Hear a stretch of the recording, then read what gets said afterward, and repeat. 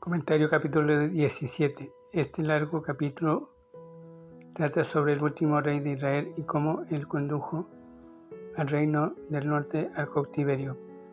Asiria capturó Samaria, capital del reino del norte, en el 722 a.C., después de subyugar a la nación, lo que pudiera haber sido una gran victoria para la gloria de Dios se convirtió en una derrota que llevó la adoración a Dios a un nivel todavía más bajo. Versículo 1 al 6. Oseas llegó a ser rey de Israel mediante la cooperación de Asiria, porque prometió pagarle tributo al rey de Asiria. Véase Segunda Reyes, capítulo 15, versículo 27 al 31. La historia de la conspiración de Oseas se nos dice que Oseas fue un rey malo, uno de los 20 reyes malos en la historia de Israel, pero que sus pecados no fueron tan graves como los de sus predecesores. El versículo 2 sugiere que a Oseas le hubiera gustado dirigir a la nación de una mejor manera. Segunda Crónicas, capítulo 30, versículos 6 al 11, indica que permitió que sus ciudadanos participaran en la gran Pascua, convocada por el piadoso rey Ezequías. Pero el rey se había vendido a Siria y era demasiado tarde para cambiar. Es triste, pero hasta se rebeló contra Asiria, rehusando pagarle el tributo anual y haciendo un tratado secreto con Egipto. Cuán proclive era Israel para descender a Egipto por ayuda, de la misma manera en que ahora el pueblo de Dios mira al mundo por respaldo. Véase Jeremías capítulo 17, versículo 5 al 7. Las actitudes de los profetas respecto a las alianzas con Egipto.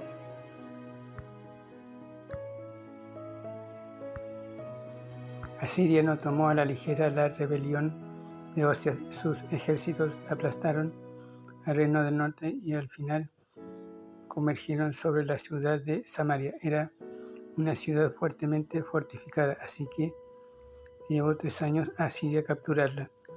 Pero el caso era sin esperanza. La nación se olvidó del Señor y él decretó su cautiverio.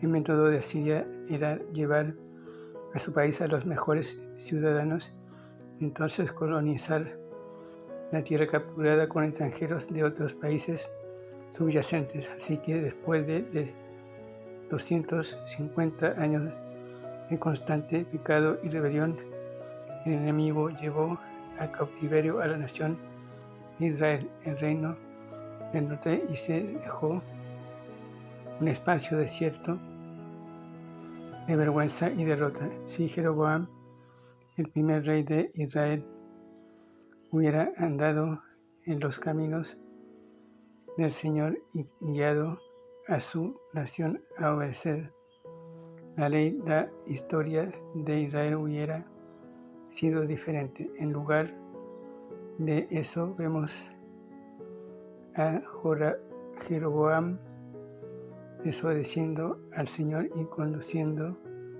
a la nación a alejarse de Dios, y a sus sucesores andando en los pecados de Jeroboam, el que hizo pecar a Israel. Véase, por ejemplo, Primera Reyes capítulo 16, versículo 19, versículo 26 y Segunda Reyes capítulo 3, versículo 3. Los becerros de oro de Jeroboam en Dan y Betel hicieron que el pueblo se descarriara. Primera Reyes capítulo 12, versículo 25 al 33. Las causas del cautiverio, versículos 7 al 23. La historia no es simplemente una serie de hechos accidentales, porque detrás de cada nación está el plan y propósito de Dios. En estos versículos el Espíritu Santo nos explica por qué cayó Samaria. Hoy haremos bien en prestar atención, ya que Dios no hace acepción de naciones, y si Él castigó tan severamente a su pueblo Israel, que hará a las naciones hoy que se rebelan contra Él. La historia es su historia. La nación se olvidó de Dios. Versículo 7. Dios los redimió de la esclavitud en Egipto y los adquirió para que fueran su pueblo. La fiesta anual de la Pascua era un recordatorio de la gracia de Dios. Sin embargo, se olvidaron de todo lo que Dios había hecho por ellos. Muchas veces en Deuteronomio Moisés instó al pueblo a recordar al Señor y a no olvidarse de sus misericordias. Véase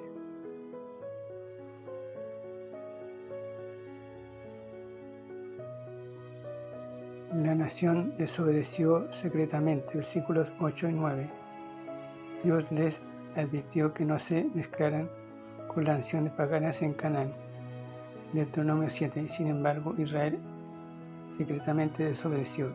Su corazón se dio a los deseos y poco a poco se rindieron a la adoración pagana que les rodeaba. La nación se rebeló abiertamente. Versículos 10 al 12. Lo que empezó como un pecado secreto, al fin el caos se convirtió en pecado abierto y la nación provocó deliberadamente a Dios. La nación resistió el llamado de Dios. Versículos 13 al 15. El Señor envió profetas consagrados para advertirles y suplicarles, pero el pueblo solo endureció su cerviz. En rebelión obstinada, rechazaron la ley escrita por Dios y dada a ellos para bendición. El versículo 15 es aterrador. Siguieron la vanidad, ídolos vacíos, y se hicieron vanos. Llegamos a ser como aquello a lo cual adoramos. Salmo 115, verso 1 al 8. La nación se vendió a hacer el mal. Versículos 16 al 23. Llegaron a ser esclavos por el pecado. Jeroboam estableció los becerros de oro, pero aún esto no fue suficiente para satisfacer el corazón lujurioso de Israel. No solo adoraron a los ídolos de los cananeos, sino que importaron a otros dioses de otras naciones. Dios dividió el reino. Versículo 18.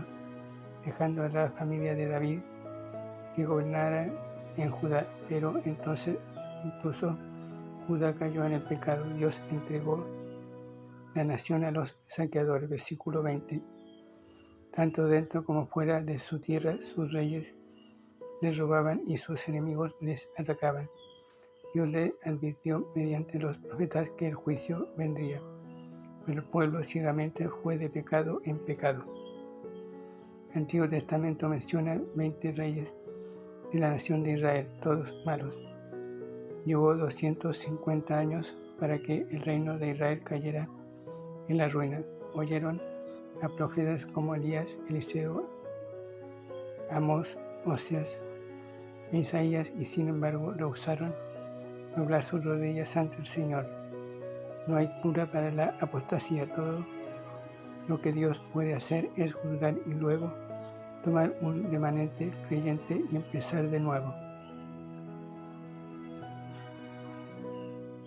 La colonización de Samaria, versículo 24 al 41. Después de deportar a lo mejor del pueblo, el rey de Israel importó ciudadanos de otras naciones bajo su dominio, impidiendo así que Israel se reorganizara o se rebelara. Estos versículos describen los orígenes de los samaritanos, aquel pueblo mezclado del cual leemos en Juan capítulo 4 y Hechos 8. Más adelante, un remanente de judíos creyentes. En efecto, regresó a Samaria, pero los judíos ortodoxos no querían tener nada que ver con esta nación mezclada. Jesús les dijo directamente a una samaritana que ellos no sabían lo que adoraban. Juan capítulo 4 versículo 22, que la salvación vendría de los judíos. Al principio no había fe religiosa en Samaria, de modo que Dios tuvo que enviar leones para infundir temor en el corazón de la gente. Sin embargo, los líderes resolvieron el problema de la manera más peculiar.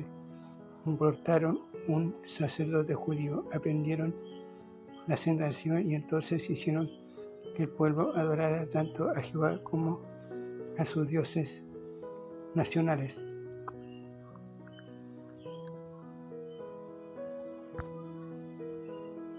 Cada nación se hizo sus dioses, dice el versículo 29.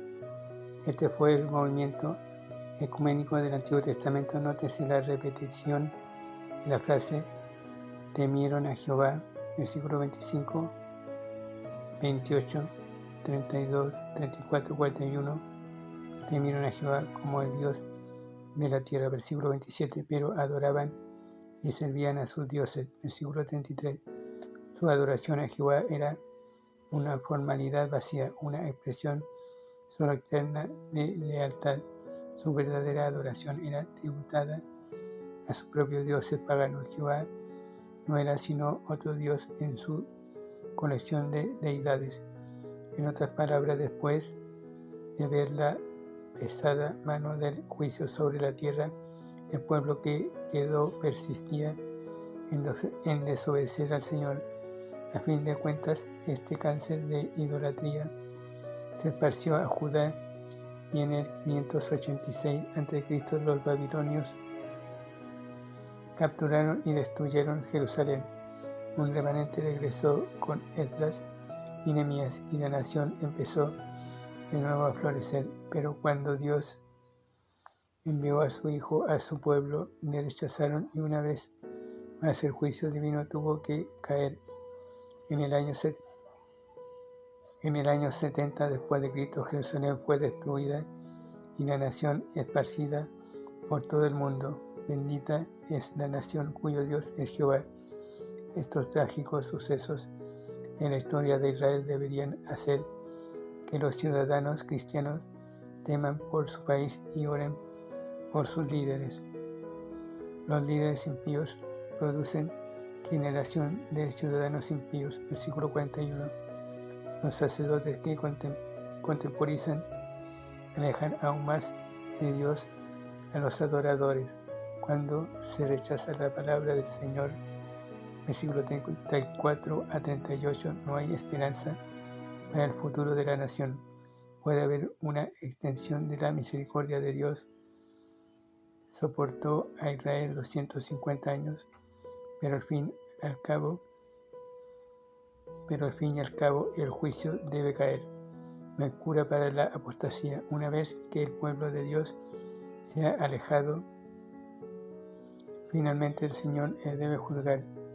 Dios salvará para sí mismo un remanente de creyentes fieles y empezará su testimonio de nuevo, pero no bendecirá esta parte que ha rechazado su palabra y rehusado oír su llamamiento.